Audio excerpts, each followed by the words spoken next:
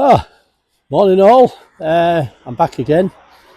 I've brought you down to Russell Dean's car park in Mytholmroyd, and basically it's regarding an incident which I was single crewed one day back in the summer of 1991. And my mate had been away on a course, and I was working 8-4 down at Hebden Bridge. Didn't have much to do during the day. We're just chasing up inquiries and answering calls and things. So I just sort of pulled into the police station round about 20 to 4. I thought I'd pop in, get some paperwork out at way, and finish at 4. Right, but what happened, just as I was pulling into the car park there at Hebden Nick, I had a call for observations. We used to get quite a few of these. FD5, can you keep an eye out for such and such a car that's been involved in whatever? Excuse me. But this particular call was regarding an armed robbery in Halifax at the Bradford and Bingley Building Society on Market Street at Halifax. And what had happened, the information we got was somebody had been into the bank area of the Building Society, produced a gun, and threatened the cashier there, who promptly handed over £900, which was company policy. The chap got out of the Building Society, flagged down a white taxi, and off he went. They passed the reg number on to us, and it was just an observation for this particular taxi, this white taxi, with this armed robbery. So basically, I drove down to Mytholmroyd. I thought I'll give it 25 minutes, parked up in Russell Dean's. So here I was. It was quite busy on the road. There were obviously with that time of day, people were coming to pick the kids up from Calderai and Burnley Road School. So basically, I just parked up facing David Paul's barber shop, and I parked up in Land Rover. Just about there on the entrance, and I could see David Paul chatting away to one of his customers.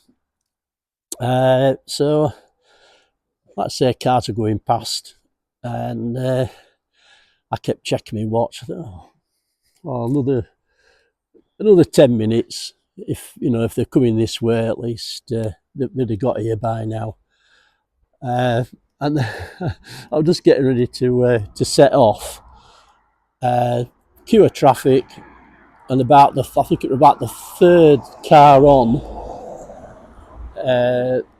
was this white taxi. So I radioed through. I said, it's just coming through Mytholmroyd now. I allowed 2 more cars to get behind the taxi, and it was my plan to follow it at a safe distance, and just do a running commentary as I went along. So basically, I got behind the 2 cars, and then the taxi was in front of them, and I just started driving slowly on here. As the traffic slowed down to let somebody out of Midgley Road. They'd obviously been coming down from Calderai School, so they slowed down. Then they set off again, and one of the cars that I was behind pulled off up to Midgley Road. And I thought, oh, grief, here we go. So I was just 1 car behind this time, and I just carried on. I was still giving a commentary. We had a couple of firearms cars on the way from, I think they were from Bradford or somewhere, with a dog unit were on its way, and a couple of beat units coming from Sowerby Bridge as backup. Yeah, we just carried on driving.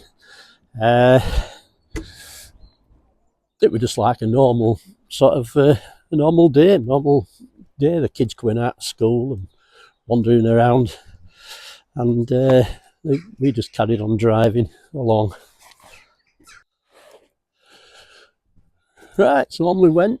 We passed the junction for New Road, and I just thought, oh, thank goodness for that. At least I'm still a car behind, well, 2 cars behind with this vehicle in front. I was still getting updates over the air from over the radio about units coming. I think that by this time the firearms units were now entering Halifax with their firearms, and basically I thought, well, this is a bit of a sticky situation here.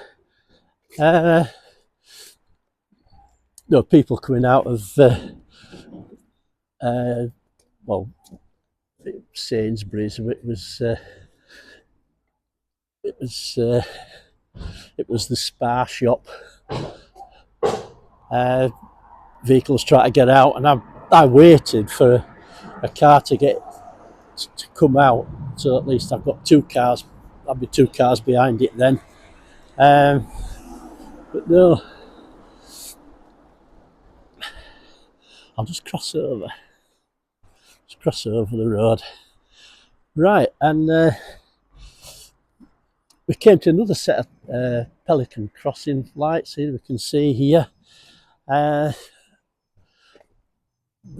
taxi came to a halt, and to my horror, the car behind the taxi pulled off just here, and that's where the old bridge was. They had a new bridge built. I'll show you the plaque later on.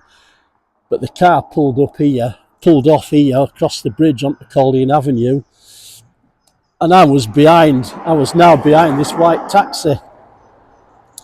The lights, like I say, the lights were red, and kids were coming across from after being picked up from Burnley Road School.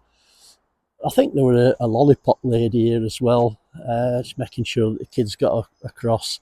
And looking into the white taxi, I could see the passenger sort of say something to the taxi driver, and they both carried on looking ahead, and the lights turned to green and the taxi stayed where it was. I thought, oh my goodness, what am I going to do now? So basically the lights turned to green, the taxi stayed where it was. I saw the front seat passenger turn round again, then say something else to the taxi driver, and I thought, well, I'm going to have to do something quick here.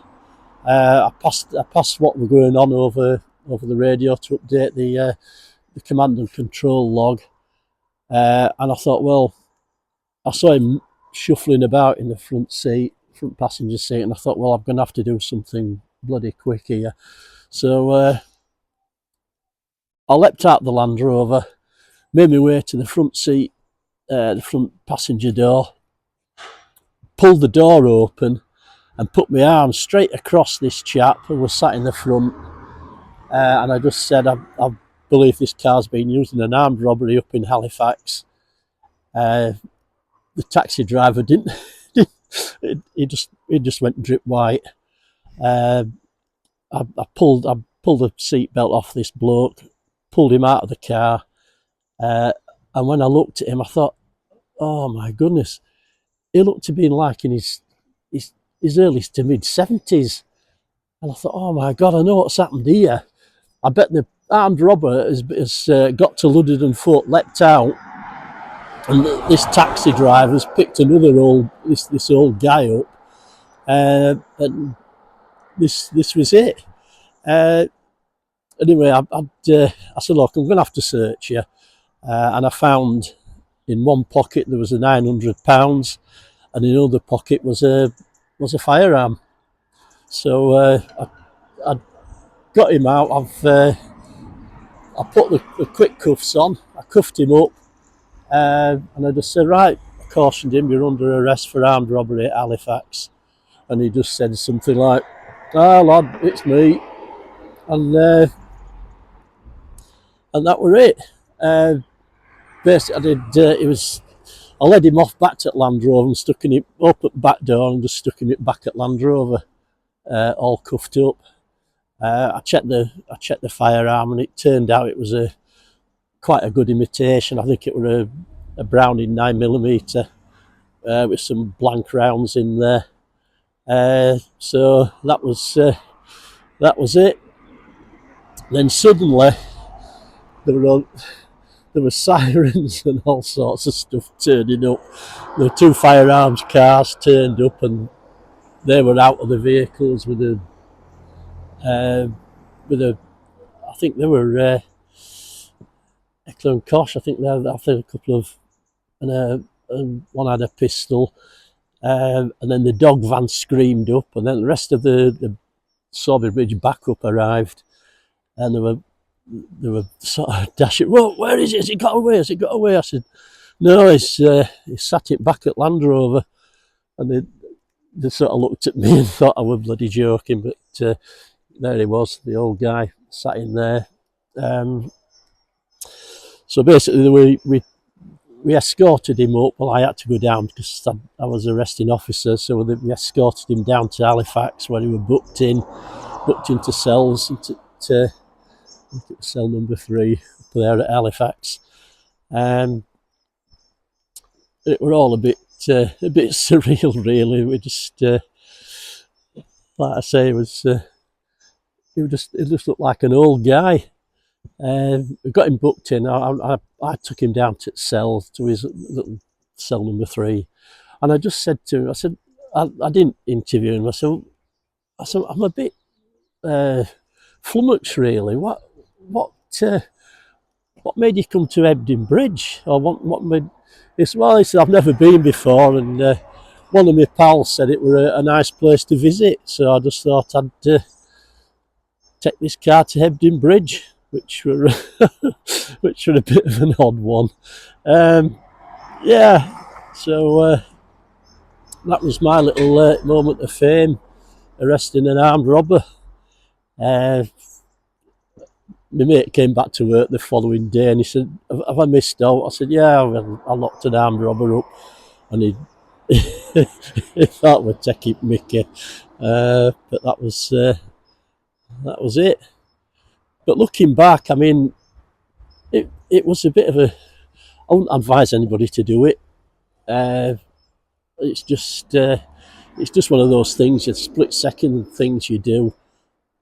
Like I say, the car were parked here by the Pelican Crossing, and I thought if he does get out, he's going to be able to bear down that pistol on myself. It might, if he lets fly with a few rounds, and lots of kids knocking about, there were cars going past, and I just had to do what I did. Pretty sharpish. Right, I'm back again. I'll just show you this. It's a plaque for the, if you can see that's for the new bridge that were built to replace the old one. As you can see, it was built, I think it was about 2000? I've read it somewhere. I think 2020 to replace the old bridge. They made quite a good job of it. It still leads on to Caldean Avenue, but it's just chopped a bit off, that's all. And that's the old Mytholmroyd Community Centre.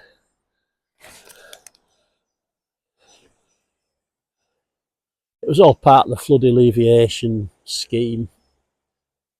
As you see, the river is up a bit now. We've had a bit of rain, so it's going back to how it was after the bit of a drought we've had this year, 2025. So yeah, so I'll leave it with you. I hope you enjoy the little tale of daring do. And like I say, I wouldn't advise anybody to have a go at that one. So, so look after you, son, and take care. I hope to see you soon. All right, see you in a bit. Ta-da now. Yeah, and following on from that video, later on that year, on the 13th of December 91, I found myself in the Chief Constable's office at Wakefield for a Chief Constable's commendation. It says it was Sir Peter Nobes, who was Chief Constable of West Yorkshire Police at that time, and it said, I was pleased to commend PC Police Constable 3678 Martin G. Lagan of Soberbridge Subdivision for his courage and devotion to duty, who with scant regard for his own safety arrested a man armed with a firearm who was subsequently convicted for an offence of robbery. So that were quite a nice touch, and that story it features in book 1, Notes Made at the Time. That's the blue covered one, and yeah, it's I'm just slowly but surely going through the some of the tales that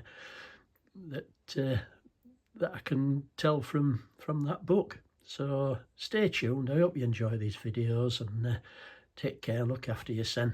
Ta-da now.